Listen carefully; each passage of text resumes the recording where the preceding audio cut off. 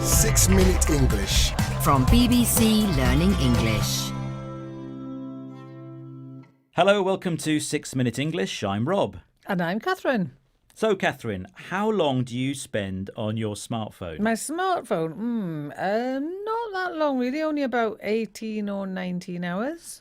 No, sorry, I meant in a day, not in a week. That's what I meant too, Rob, a day. Oh, wow. So you've even got it right here? Yeah? Yep, got it now, Rob. Yes, I should actually tell you that I suffer from FOMO. FOMO. FOMO, fear of missing out. Something cool or interesting might be happening somewhere, Rob, and I want to be sure I catch it. So I have to keep checking my phone to make sure, I don't miss out on anything. So we could call you a fubber. Hello? I said, so you're a fubber, someone who ignores other people because you'd rather look at your phone. Yeah, that's right. Yeah. Sounds like you have a bit of a problem there, Catherine, but you're not the only one.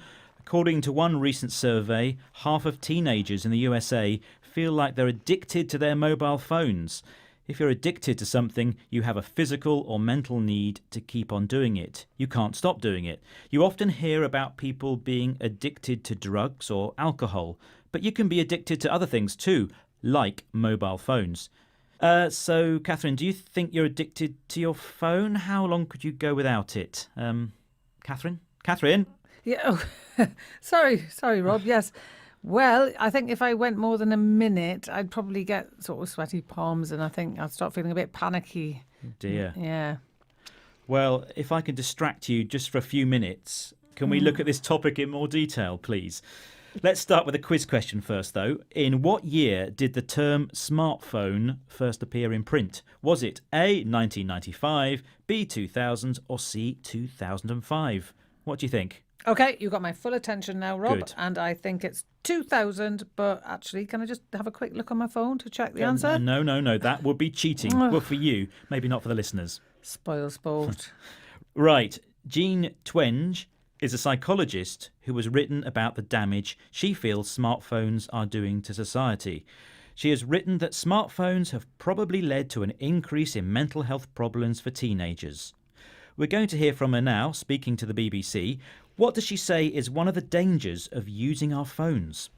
I think everybody's had that experience of reading your newsfeed too much, compulsively checking your phone if you're waiting for a text, or getting really into social media and then kind of looking up and realizing that an hour has passed. So what danger does she mention? Well, she said that we can get so involved in our phones that we don't notice the time passing. And when we finally look up, we realise that maybe an hour has gone.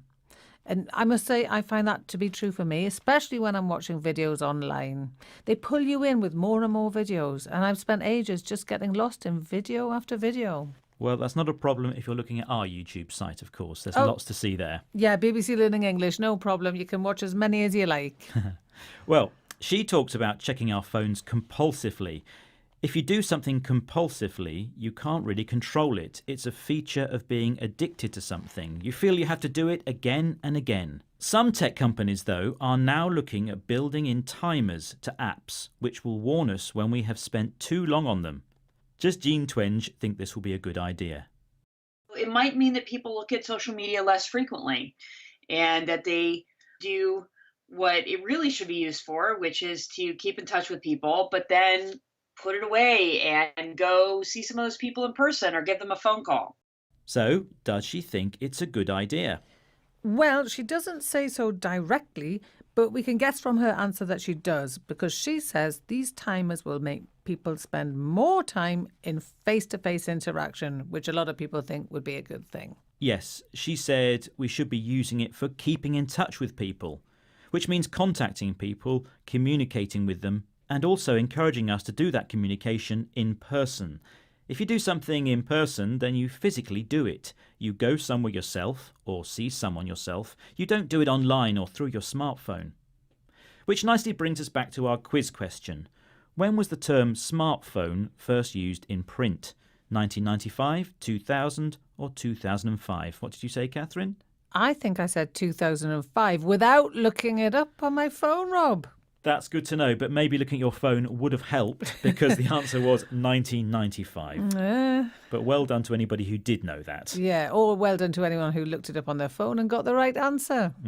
Right, before logging off, let's review today's vocabulary. Okay, we had FOMO, an acronym that means fear of missing out, something that I get quite a lot. And that also makes you a fubber. People who ignore the real people around them because they're concentrating on their phones. Yes, I do think I'm probably addicted to my phone. I have a psychological and physical need to have it. My smartphone is my drug. Wow. And you look at it compulsively. You can't stop looking at it. You do it again and again, don't you? That's sadly true, Rob. To keep in touch with someone is to contact them and share your news regularly. And if you do that yourself by actually meeting them, then you're doing it in person. And that brings us to the end of today's programme. Don't forget you can find us on the usual social media platforms, Facebook, Twitter, Instagram and YouTube, and on our website at bbclearningenglish.com. Bye for now. Bye. 6 Minute English. From BBC Learning English.